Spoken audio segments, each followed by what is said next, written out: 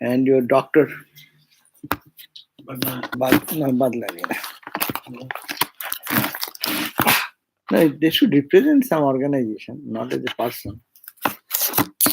And then ISKCON, the Brahma Kumaris are coming. Then will come who else?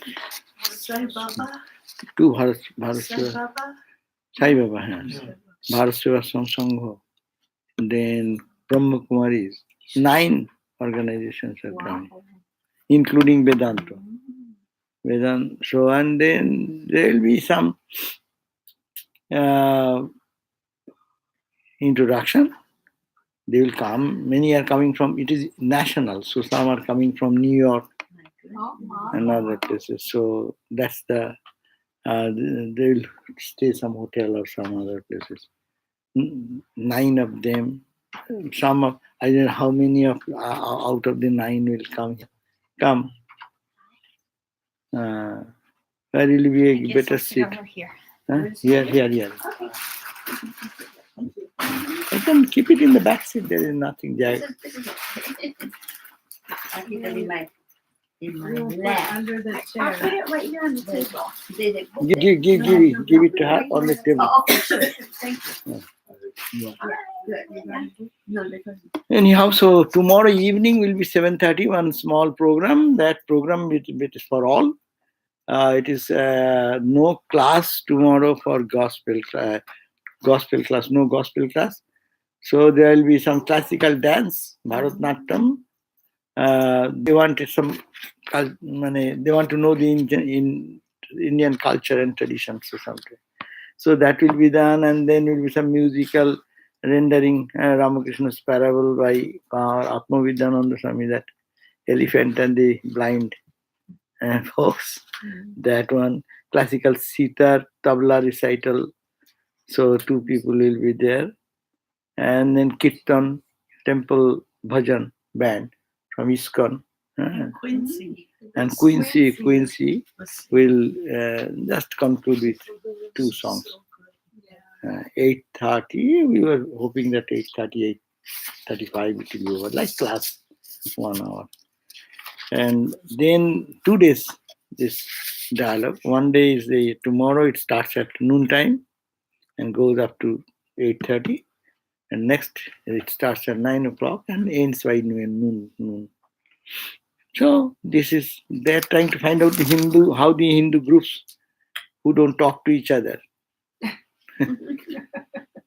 So many Hindu people, but they don't talk to each other. As if they are separate, then they are separate, even in the same tradition. And Christian also. One Christ, one Bible, but about 250, 60 denominations among themselves. What is the difference? No one knows. that's right. Methodist, Presbyterian, Episcopalian, and this and that. So we do not know. So there are 9 of them will at least joining in this now. But it will be conducted in different places, maybe sometimes in another state. One interesting gentleman, Mr. Tony, from New York, he is the initiator of this plan, and our Gwyn Gibbard, who has a center here, Episcopal diocese. She is very much popular in his own way. You can type her name, Gibbard Center. You will find so much They going on. come sometimes, This is And they are for a long time. We We are had a program here. We had program. Anyhow, so today we will be reading the same Bhakti Ratnavali, strand 8. And our chapter is Archana, or worship, worshipping the deity. That was the Archana.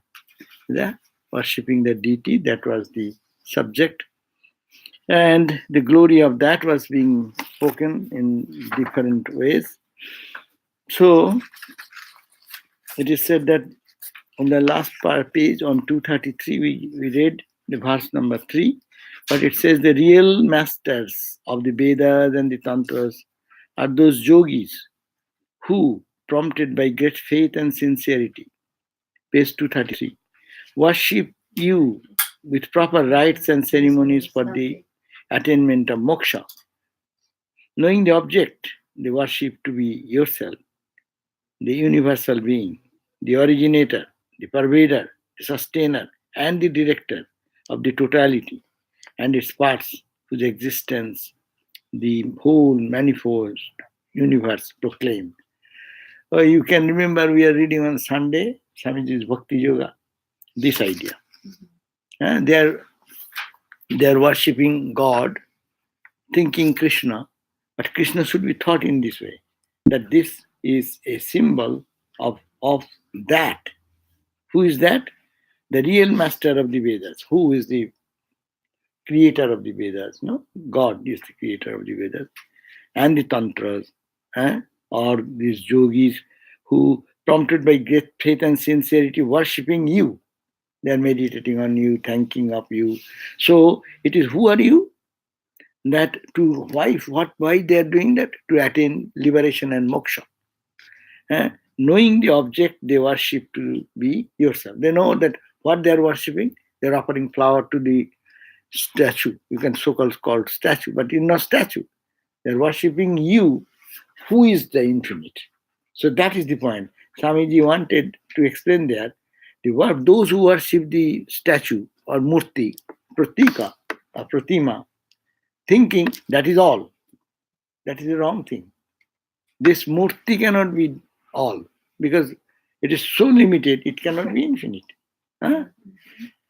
But it is the everything. So if you got it is called your worship is getting totally blind.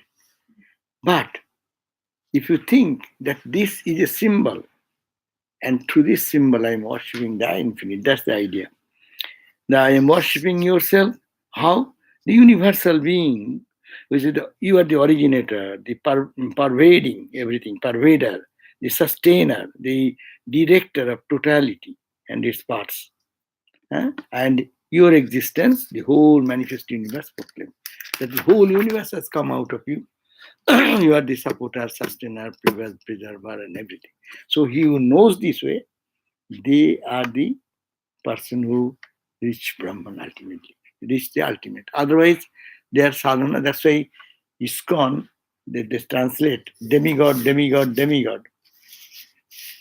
This is the point. What they mean by demigod, though it is misinterpreted by them. Not that Ganesha is a demigod and Krishna is the only God. Not that.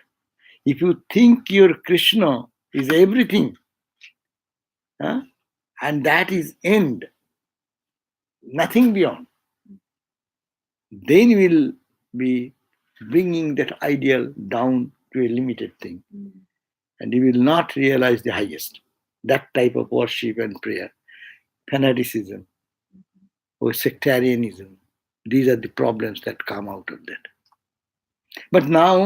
But if you think that your Ganesha, only Krishna is the Lord and Kali is worst. No. You like Krishna, okay. Krishna is who? Who is the pervader, sustainer, just that infinite from whom the whole universe has come. All these ideas, when it is given, that idea is to be taken care of.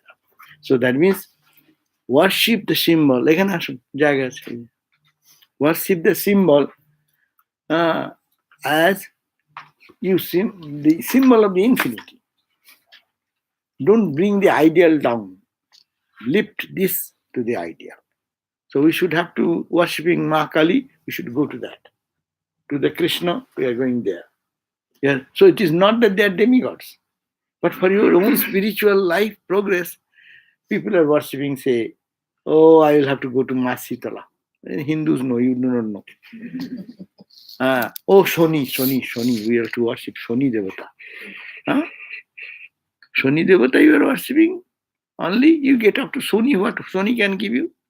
By worshipping that, you will be little freed from certain problems. But the problem will come again and again and again.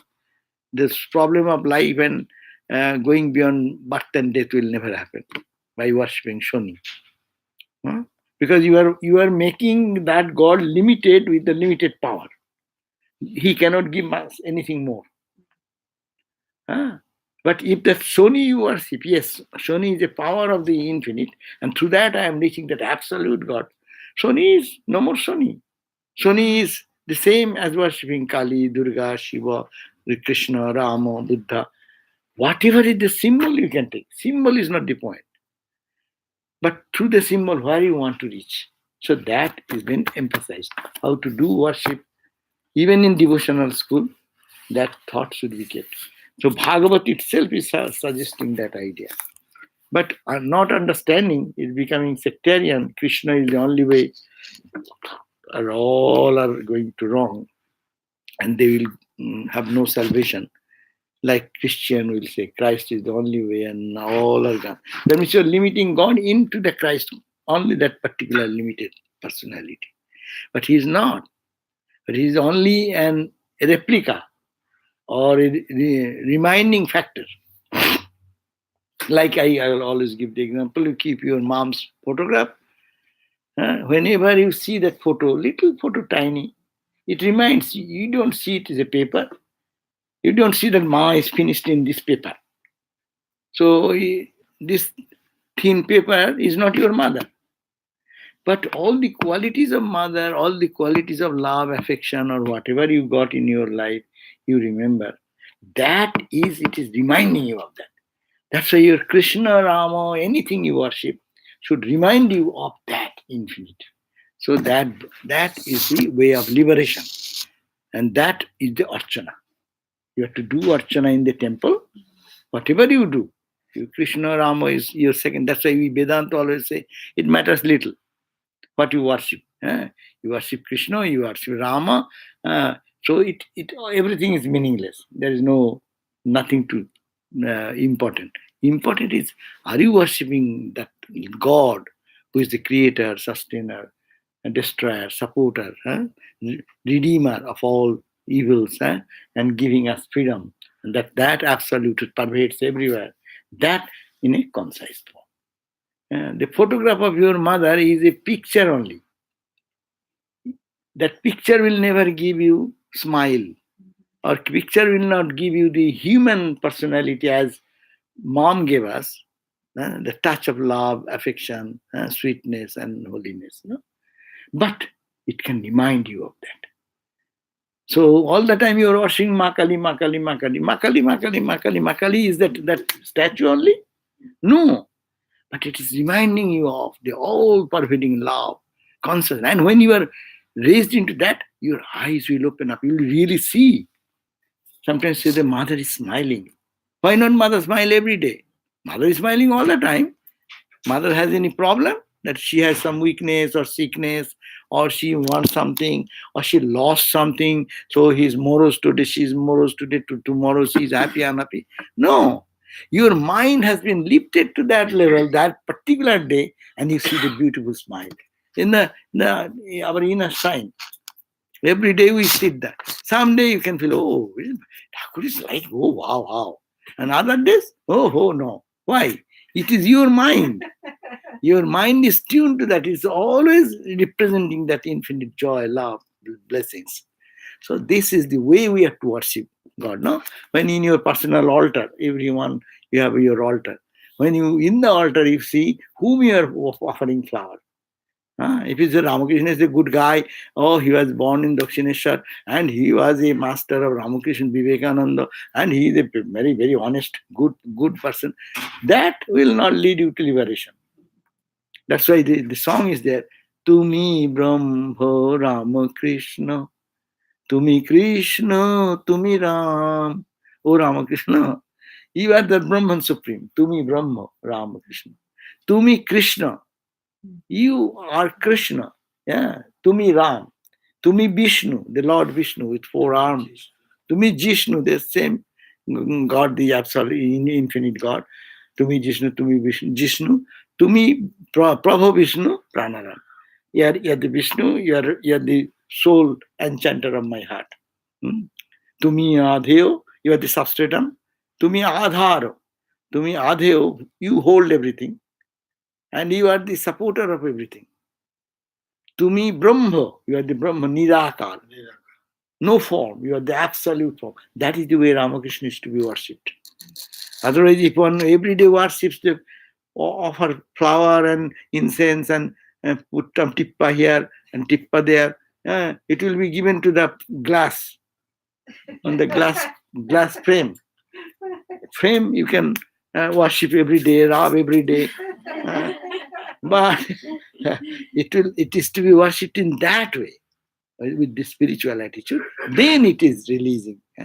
So this is the essence of bhakti upasana. Archana means puja. Archana means worship. How to worship? You offer whenever. That's why our highest philosophy, when you wave the lights and things. Oh Lord, you are so great. How can I adore you? So I invoke in my lamp the light of the sun, moon, stars, and galaxies. All are invoked here. And I am waving around your feet.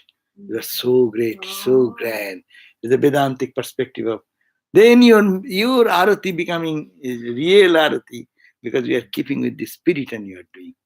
There are different ways. Some say that is 5 elemental worship. But it is all these things, it is all came out of you. I am offering at your feet. So your mind should soar high into that infinite idea of God. That is called the worship. That is called the archana. See, it is we Vedanta students are saying, no, it is Bhagavat himself. It is Vyasa is telling this verse number 22, third verse of this book on the chapter 8. Now, next today's reading, 4 and 5, page 234. Householders should worship the Lord with the help of resources earned in the righteous way. This is the best means for the attainment of spiritual welfare. Wise men who know the scriptures have recognized this as the easiest way to spiritual communion, mental peace, and moral excellence, leading to inward joy. So what he's saying, when we are worshipping, the householders should worship how? You have to worship means you have to spend some money, no? You bring flour, you bring incense, you bring fruits and candies and this and that. But what money would be utilized? It is the honest money. The help with the help of the resources which is earned in righteous ways. That's another point. Ramakrishna could not touch any good food, does not mean anything to him. And he could not touch it. If it is added with too many negative thoughts and ideas, as also earned wrongly. Marwari people are not bad, but Ramakrishna was very friendly with them. But we see that in your life you read, they are rich people of the Calcutta business class people, and they earn money, good money. Maybe their money in their business, there is some not very proper way of earning, little cheating and this and that goes on. So they will bring best sweets and things, but Ramakrishna will cannot touch, and it will stay, it will remain, and he will even so cautious, he will not feed the young brahmacharis or young boys who is to come, because they are a pure soul. If this vibration goes into their mind, so their mind will be pulled down. We don't understand these fine things, but Ramakrishna, the master, he understands. So he will not touch himself, and he will not allow others to eat. And then he will keep it only for Naren. Why? Naren is flying in the high heaven. To bring down something to put so that he comes down. And others are fearful. No, others should not eat because they cannot go up. If you are flying up, they will pull down. This type of thought. That's why whenever we give it to God anything, that should give it with your honestly earned money, with your even nothing, whatever your sincere loving gift, but it should be. That's why we say When you bring fruits, never taste it. When you offer some incense, don't smell for yourself. Because you have to give the pure and total dedication with the heart. Unadulterated. Unadulterated. So it says that this is the. Is that like that sometimes if you take good food, then the greed will come. You will want to have it next time. The weak-minded people get caught for the greed quickly, but the strong people, they can conquer. So he was sure about Swamiji getting everything. He has the power to conquer the greed. Other will not have that one. So maybe that is why he didn't want to do the good things, to have a little bit of charity. That may be another aspect, but not for that. But that it will not harm Naren, rather it will be for my work, it is necessary. He is in the seventh plane in the heaven, and he is just steeped in samadhi. With much prayer, he has brought him back. Please come, I am going. No. And he has come down. Now he's always flying mood. And that's true austerity, to teach little austerity. And that's why bhakti is another way good idea, that that it gives the idea that you don't, it is restraint on our five senses. You are offering, you want to eat fast, no restraint. I will not eat. I will offer it to God. I smell beautiful fragrance, beautiful flowers. I smell. No, first God, then you. That means it is a training how to control our own normal, natural tendencies, and it elevate into another way. This is the best means of attainment of spiritual welfare. Money earned in righteous way to be given to the worship of the Lord. Wise men who know the scriptures have recognized this. They have understood this and add that as the easiest way to spiritual communion. When someone gives money, this hard-earned money, that means his love is tremendous. Otherwise, he cannot spend that. That means you love God so much that you can disown that your own comforts, your own needs, you are giving. That's a sign of your devotion itself. And also devotion, communion, mental peace also comes by that process. And moral excellence leading to the inward joy. That moral excellence comes because you are self-control, you are thinking of God, you are offering to God, as you all do. Oh, I'm cooking for today's bhogam. When you are doing, see, you are mentally thinking of God, and and the benefit. Come here, you can come here.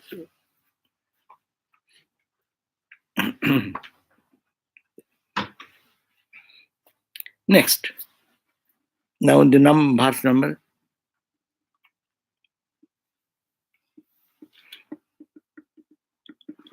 That this verse says that it is the easy way of reaching God.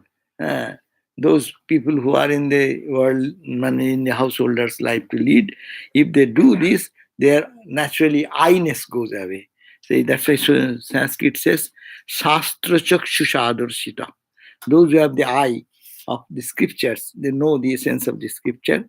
They say Shugamo. This is the easiest path. Those who are praised by that. Ayang Sasti Ayanang Pantha Dijatir Griha Medina Jat Shuddhayat Aptubitteno Suklene Jena Purusham. So that's why Swami Vivekananda also told Rockefeller that it is not your money, you are the custodian of the money. This idea, and that goes for the good of others. So that is uplifting. Holy Mother said one thing, very simple word. People explain it differently. Jar ache, se mapo. Jar nei, se jopo. Who have money and wealth, you have. Jar ache, who have, se mapo. You can just give charity, give good place where it should be properly given. Journey, who have no resource to give anything, maybe they are not that much, many money or any other thing. Say jopo, you do jopo. It is the common explanation. That means you give money if you have for good cause, and if you have not, you take the name of the Lord. That is mother. But some Vedanta student, Vedanta Swamis told that Jar Ache Se Mapo, who has the capability to understand who is God, then weigh. Weigh means see, he is how big. Huh? Expand your concept of God. Mapa means weight, weighing, or understanding how much heavy is this, no? So what is your God? How deep and profound is that? Try to dive deep into it. And if you cannot do that highest thought of Vedantic idea, then you do japa. That's the next best. And Holy Mother said by japat siddhi. So these are the explained, two ways it is explained. These are a good guide because, people live in the world and in samsara, in the household life, no? How they can make their life more spiritual, how to worship the deity, how to use their money, good earned money, and earn in a, what is called the righteous way. So they should utilize this way. Now 6th verse says, being self-satisfied with his means God's own inherent blissful nature, the Lord does not desire to be worshipped by ignorant people. Hey. Those who say ignorant, who are ignorant? Ignorant means this is sectarian. They do not know who is God. Abhujananti, in the Gita, Bhagavad Gita, it says, Abhujananti mang mudha. Those are fools. They don't recognize me. They don't know me. And they think, Manushing tanumasritam, because I have taken a manusha form. Manush means this human. That human form, because I have taken a human form, I talk like them, I sleep like them, I eat like them, thinking that I am Manushing tanumasritam. Param bhavam ajananta. Not ajananta, not knowing. Parama bhavam, the supreme spirit. Who am I? They do not know. And looking at my human personality, please come in. Excuse me to be late. Come here. Here is it. Parang bhavam ajananta, not knowing that supreme attitude, supreme spirit, that I am all pervaded, I am the root of creation, sustenance. Not knowing this, they are all fools. So here also it is said, Bhagavat is saying, is much authenticated by the Vaishnavas. But see what he's saying, that if you say Krishna is this much, you are ignorant. You are worshipping wrong. You are going to wrong direction. But Krishna is everything. And that Krishna is not only in manifested and transcendental, both ways, but he is everywhere. Every entity is permeated with that. So being self-satisfied with his own internal blissful state, the Lord does not desire, because God does not need anything. Suppose, do you need that you being a good flower? God needs that flower? Tell me. The whole garden in the world, all the gardens belong to whom? God. Who produces, by God's will, fruits, flowers come. He does not need that you should bring a beautiful flower bouquet to the temple, and I am here only. I am nowhere, only here. He does not wish. That's why he says, being self-satisfied, because God has no need. That's why he is satisfied within himself. We go to Mother Kali Puja. Does not many people bring flowers? Is it that Mother needs the flower? You need the flower.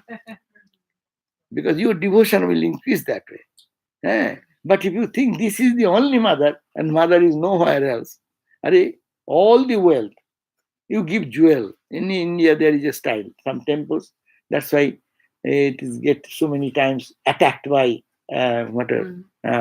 invaders. Because there's a storehouse of limitless amount of gold and jewel, because people out of love, there is a practice in Hindu practice. They don't go to any temple without carrying anything. If you have nothing, just give 1 penny. Don't come empty-handed. If you have, you whatever give money, you bring something to the Lord, that spirit. So the people, poor people, maybe whole life they are not collecting little by little by little, and they one day will go to the temple and they'll offer that in the form of gold, in the form of jewel, or in the form of anything. It's given to God. So that became a store of all the wealth. So that's why it is said, He does not need. God does not need your gold ring or gold bracelet. The whole world is His. Ramakrishna said one day, had I known that the Kamarpukur, when he was born, will remain forever, then I would have covered it with gold. Gold is what? For God. When Mathur Babu, the landlord of Dakshineshwar, came to Ramakrishna because there was a theft in the temple. And as it happened, as I told about the gold and jewels were there, and thief took away all those masks for mother's ornament and ring and this and that, because devotees gave or somebody gave, they were all stolen. And Mathur Babu came to Ramakrishna. See, your mother, she has no power. She cannot keep control of her own wealth. And the thieves came and stole away everything. Then Ramakrishna said, very simple word, it is gold for you. What is that for Holy Divine Mother? The whole world is ours. For you, it is gold. It is, oh my God, 1 pound of gold. It's for you. For the Mother, Divine Mother of the world, the whole world is hers. All the tons of gold is hers only. And all the galaxies, I don't know where, how many tons of gold and jewels are there in the universe. And just because they took it doesn't mean it's still not hers. Yeah, right? that's also true. That's also true. But Holy Ramakrishna said, it is for you, gold is gold. For Ramakrishna, it is no meaning. You are looking from your perspective, monetary perspective. Maharaj, I have a question. Same goes for, and of course, due respect to everybody, I don't know anything. But I sometimes question when in Arya Samaj, the Anand Swami kind of came to the conclusion God doesn't have the power to get rid of the mouse and rat. But to God, everybody is same. So why would God want to get rid of mouse and rat? These are from one perspective they think. When you think from one perspective, you emphasize that side. We do, even knowing all these things. So we think that, oh, I brought a beautiful garland for Lord. So that type of feeling comes, no? So in one perspective, this social reform and other things come to wipe out some evils. So they emphasize one side or the other. Yes, God is everywhere. Why not here and there? So being self-satisfied with his own inherent blissful nature, God, the Lord, does not desire to be worshipped by ignorant people. Why? If he accepts worship, it is only out of mercy to worshipping devotee. No? Worshipping devotee is worshipping, so he becomes merciful. That is by his grace. Whatever honor man does to God by worship and praise really benefits himself or herself. Understand? We worship. God does not care for that. But by praying, your mind becomes pure. You get the bhava. You get the bhava, mood, peace, your joy, or your surrendering attitude comes, and you feel peace in yourself. You get the benefit. God is not recipient of anything. And God does not care. That care does not mean that he is selfish, not that way, but no expectation. There is no expectation. Whatever honor man does to God by worship and praise really benefits himself, herself, just as the beauty that a face derives from the decorations goes to its reflection in the mirror. No? When you see yourself decorated in the mirror, you say, wow, but it is here. The real decoration is here, not in the reflection. So do you think that God is, I'm bringing, that story is that Ramakrishna's birthday was going on. And one gentleman, his name is Suren. And Suren was a rich man, and district judge or something, he was that during that time. And he came to Ramakrishna and bought a beautiful garland. He was very happy. I am purchasing that in those days, 10 rupees, one bar garland called 10 rupees. 10 rupees means 7 rupees, the monthly salary of Ramakrishna whole month. The priest gets salary for the whole month, 7 rupees, Ramakrishna's salary. And he's bringing one garland only, 10 rupees. And he thought, oh, it's a beautiful garland and Ramakrishna will like it and he will appreciate me. And this, with this ego that I'm giving him, he will be happy and he will praise me. That was a little slight that did desire. And he brought it with excitement. And when he put it into Ramakrishna's neck, and he was in a different mood. And in that mood, he threw away that garland in front of all. And he got knocked down. And he was so shocked, my God. And he's wearing so many garlands, and I brought this best garland, and even I brought it, and he threw away in front of all. So, and they're so upset. So he was trying to get away of that place, and then weeping and very much lost into that. He didn't understand why it happened. Because the ego was there. I am giving him, he will be happy. I am giving. I was more than he is. It is not with humility that I am what is 10 rupees or 20 rupees, but it's I am giving it to the Lord. And then he wept and cried, and so afterwards he was thinking, let me go away. Let this festivity go. I will go. And last one time I go. And he left that place and he was weeping and sobbing in another place. And he decided that let me leave this place. And he came by that time to take a last touch the feet and then go away. And when he came in front of him, he was in ecstatic dancing. And he didn't notice anything. But he took that garland and put it in his and then all these emotions got purified. And his ego is gone. I brought something to break that ego. God is not getting any benefit. Benefit is ours. What we offer, it goes with devotion.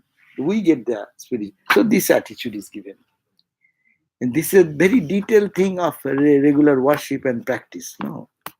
So it is not the thing you bring with love. What you They said that even Patrang Puspang Phalang Tuyam. Gita said, even you have nothing, you give a piece of a leaf, bring a leaf and offer it with devotion, patra, pushpa. If you cannot give much, give one piece of flower, put it at the feet of the Lord. Pattang puspam phalam, some fruits, one piece or whatever you can. Tuyam, even nothing, give a glass of water. Jalam, phalang tuyam. Jome bhaktya prajachati, who gives me with devotion, with love.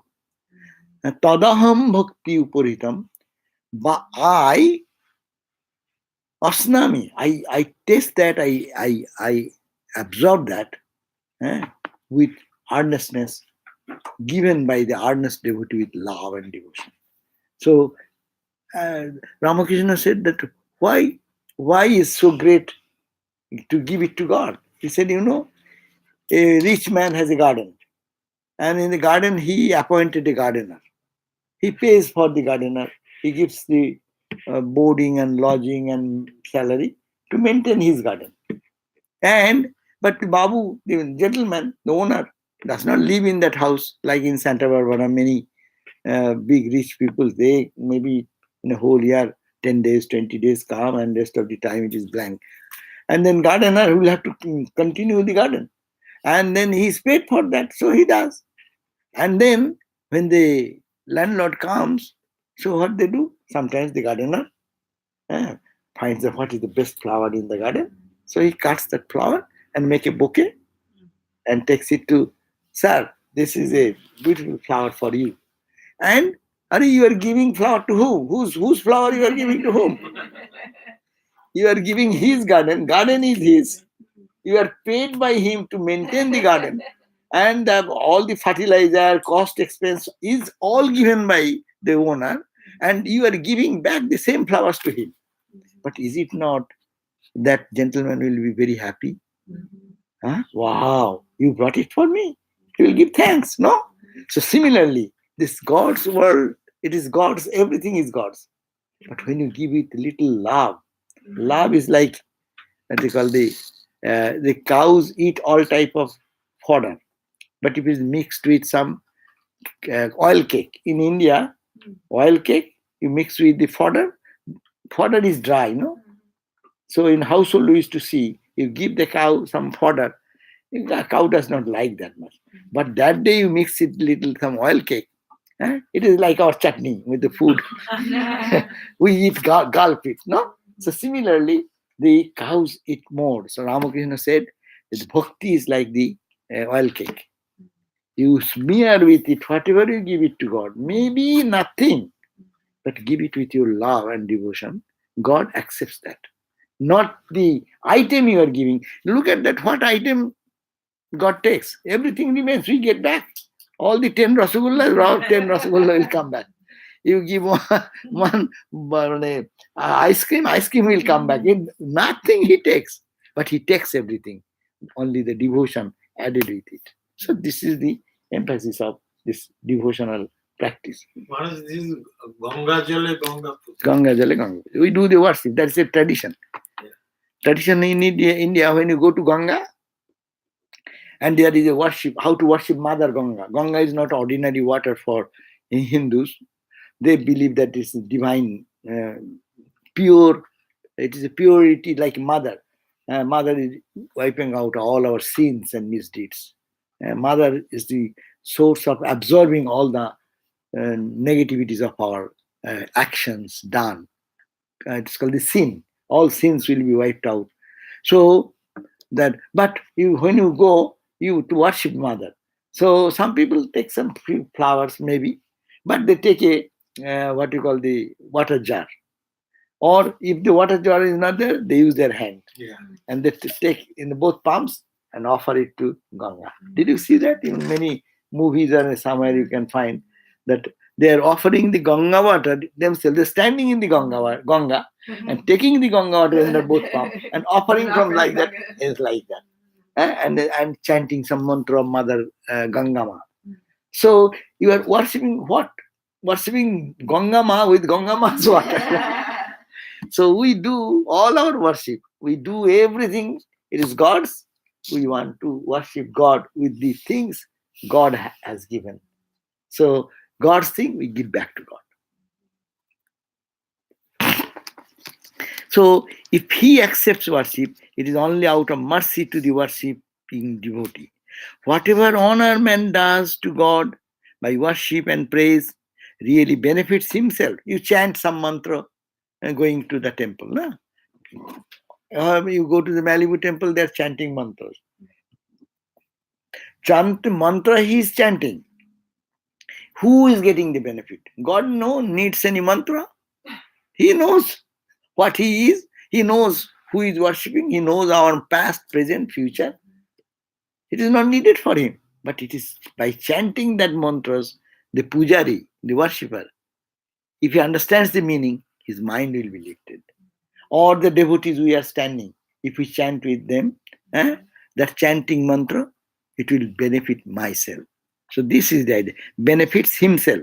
Just as the beauty that a face derives from decoration goes to its reflection in the mirror. No? Yeah, apparently you see yourself in the reflection, but it is here. No? So it is said that just as a seed sown in good soil returns greatly augmented to the cultivator, so also what a worshipper offers to God comes back to him in an enhanced form. The example of the image of the face give us the rationale behind worship. Man is an entity dependent on God as a reflection is on its prototype. It is the Vedanta philosophy, no? We are the reflection of God. God has created man in his own image.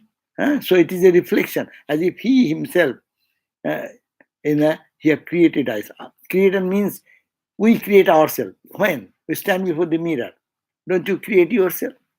You are here, but you create yourself in the image. No. So similarly, worship and communion are ways by which he realizes this dependence. And when a worshipper thus feels linked with him, God, through disciplines, he becomes a sharer of his glory.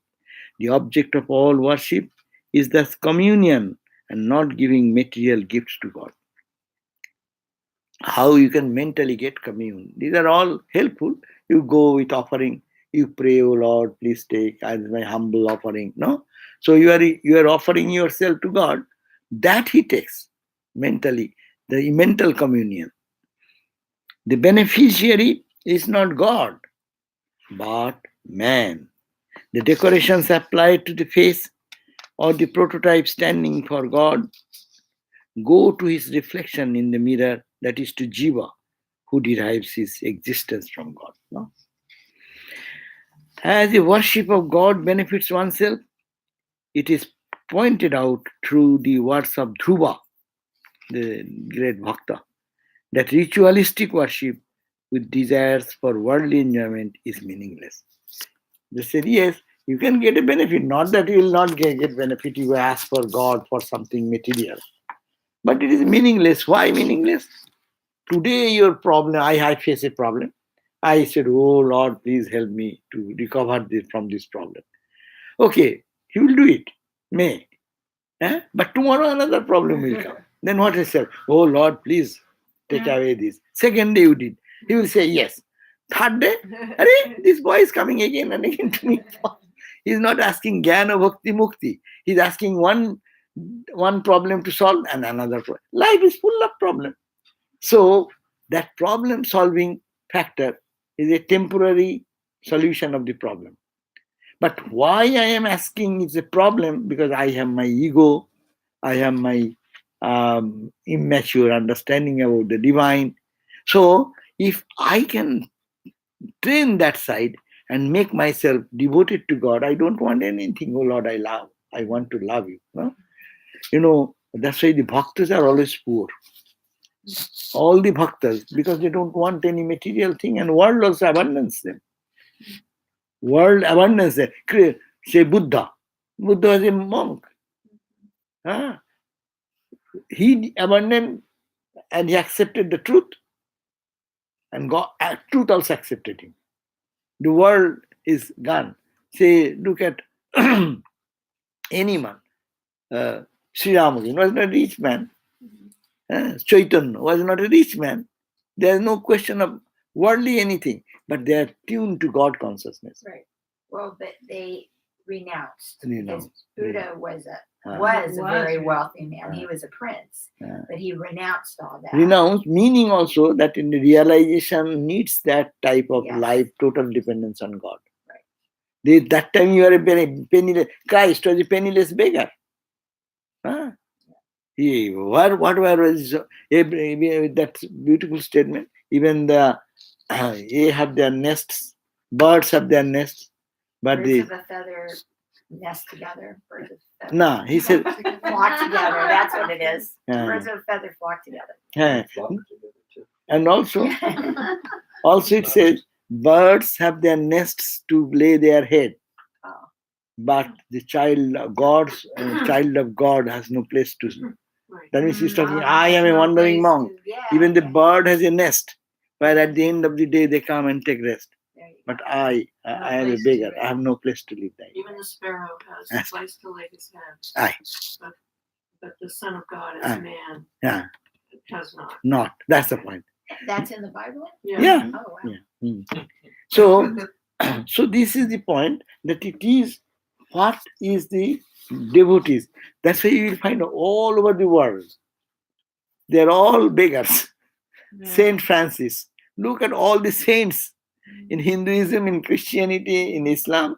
Those who are real devotees of God, they become so much absorbed inside that they don't pay the attention for the materialistic development. It He loses. was a Vedanta. Eh? He was a Vedanta. Who? Saint Francis. Really, I believe it. Of course, when you see the divine in everything, the birds and the animals, and you're seeing that's how much extension of your love has gone. Well, to me, that almost is in part of the divine purpose of that is to help us understand where the true value is. True values, It is not that bhaktas will not have the desire to have, because we have to live in the world, we'll have our problems, and to solve that we'll go to God. But ultimately it is point that when total surrender comes, all the Krishna is the king, his friend is Vidur, is the most poor guy. Vidur's wife was so poor, could not, almost all the time they're fasting. There is no sufficient food for them. And one day Vidur's wife goaded him. Your friend is the Lord Master of the world and he's the king of Mathura. Yeah. Why not go and beg? Go and tell her. No, how can I do that? He does not want, but he worships Krishna every day in his room. And also they said, Vidura's wife, when he's going to Krishna, ultimately, he prepared some puffed rice with the rice, which is broken rice, because he is so poor, he has no good rice that she can prepare some fried puffed rice. And how she's packing? She has no packing material. So old tattered cloth, in that she has put some puffed rice. That is the only thing she has. So she gave it, and you are going to Krishna, so please take it for him. And then he went there, and he's a tattered cloth waiting outside, her husband Vidur, waiting outside, and the guard is not allowing. Then he said, please, I want to see the Krishna. And anyhow, he managed to enter. And seeing Vidura coming, the Krishna stood up and ran towards Vidura, seeing the friend has come, and then embraced him. And the whole, the courthouse was stunned. Where does beggar come from? And then immediately said in the front of everyone, what did you bring for me? He was so shy. How can he bring this in this palace? Everything is so gorgeous, and there's broken rice, some few puffed rice. And he was hiding like that under the chadar. And he pulled out and he started eating and said, wow, what a delicious gift I got it today. Because it's full of love. So God does not want the material thing, but God wants only. It said that Krishna did not accept the invitation of Duryodhana, a royal invitation. But he rejected that invitation and went for Vidur's invitation. Vidur invited for some simple meal. So God likes that. That is the point. Devotees should have to understand that when we love God, sometimes people say, I am a devotee, why am I suffering so much? That because God's test is that you are a devotee, so you love me, so depend on me. In material way, you will find everything is gone. Your wealth, your prosperity, your name, your fame, and all those things, what you have, that you saw those. But now I took care of everything. So you have to surrender, total surrender comes. What is the time? 1 minute. Okay, 1 minute, one verse, finish. 7th verse. Those who worship thee for perishable worldly satisfaction. That means what we normally do. There is nothing wrong, but what happens? Thee who art all powerful and all loving master of the creation, preservation, dissolution, and redemption, must indeed have been deprived of their intelligence by the delusive power of Maya. When those people who worship God only for the perishable objectives, not for love, not for devotion. So they are deluded. You are deluding them. And like a baby is seeking for mom, and mom brings a toy and deludes the child, and child is innocent. He gets toy playing with the toy and forgets mom's love. So similarly, we may sometimes seek for things which satisfy. It is who created this delusion, Maya? It is you. You wanted to keep them little that way. That's why you play the Maya's toy, and that's why they get they ask for things which are not eternal. For how else will they pray to you, who is a veritable kalpataru? You are a heavenly tree that can yield any blessing sought by a votary. For these petty sensuous satisfactions pertaining to this corpse-like body, which could be had even in the hellish bodies of animals. Yeah, see, sometimes they talk too much of renunciation. What can be done? So he says, they are deluded not by their own fault, but you have made them deluded, and they want these things for the material comfort and things, but they do not know what they're missing. So how else will they pray to you? You are the veritable Kalpatur heavenly tree, and praying to you can yield any blessing sought by any votary. For these petty sensuous satisfaction pertaining to the corpse, to this body and this mind, which is limited, which is changing, which will die. So that's why for the satisfaction of these sensuous little petty things, they forget your eternal love. But it is not their fault. You delude their mind. So that's why they cannot do. And So those it is Lord's fault. Lord's fault, also Lord's test, whether I am fit for that. Swami? Whether I am fit or not, that is the point. Yeah, so it says right there, the line's right there at the top of 236, corpse-like body. So that sounds like we're something like zombies, because we're dead to the eternal truth. That's true. That's what I was thinking. There's a literal truth to it. Yeah, that's true. It's another analogy for being able to awaken. Corpse-like body. Very much.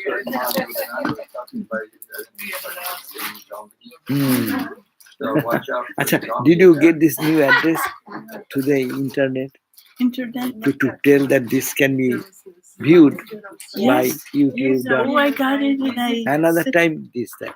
Give that. Some people may have not noticed yet. You want me to read? I give. Do it again. Nowadays, this is the. You can Yes. click this, Yes. and then you can have a streaming video. Yes. Okay. That's a good idea. Rama.